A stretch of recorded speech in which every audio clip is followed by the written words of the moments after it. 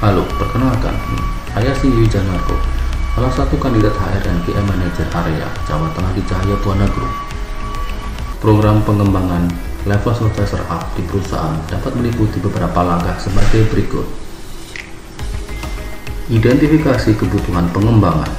Perusahaan perlu mengidentifikasikan kebutuhan pengembangan karyawan yang akan diangkat sebagai supervisor.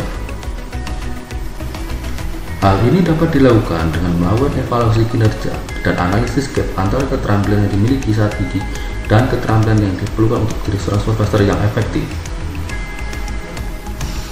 Pengembangan rencana pembelajaran. Setelah kebutuhan pengembangan diidentifikasi, perusahaan dapat mengembangkan rencana pembelajaran untuk memastikan bahwa karyawan yang akan diangkat sebagai supervisor memiliki keterampilan dan pengetahuan yang diperlukan untuk melakukan pekerjaan mereka dengan baik. Rencana pembelajaran ini dapat meliputi pelatihan internal dan eksternal, mentoring, pembelajaran online, dan program sertifikasi. Pelatihan dan pengembangan keterampilan kepemimpinan. Supervisor membutuhkan keterampilan kepemimpinan yang baik untuk mengelola dan memimpin tim.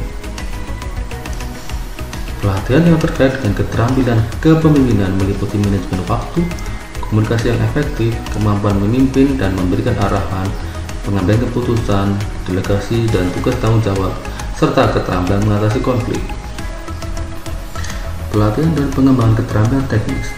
Selain keterampilan kepemimpinan, supervisor juga perlu memiliki keterampilan teknis dalam bidang pekerjaan mereka. Keterampilan teknis ini dapat mencakup pengetahuan tentang proses dan sistem perusahaan, serta kemampuan untuk menggunakan alat dan teknologi terkait dengan pekerjaan mereka. Pelatihan dan pengembangan keterampilan teknis dapat dilakukan melalui program pelatihan internal dan eksternal, serta pelatihan on the job. Peningkatan pemahaman terhadap budaya perusahaan. Seorang supervisor harus memahami budaya dan nilai-nilai perusahaan, sehingga mereka dapat memimpin tim sesuai dengan visi dan misi perusahaan. Pelatihan dan pengembangan untuk meningkatkan pemahaman terhadap budaya perusahaan dapat meliputi pembelajaran terhadap kebijakan dan prosedur perusahaan, sejarah perusahaan, nilai-nilai dan prinsip perusahaan. Evaluasi dan penilaian. Setelah program pengembangan selesai, perusahaan dapat melakukan evaluasi dan penilaian terhadap hasilnya.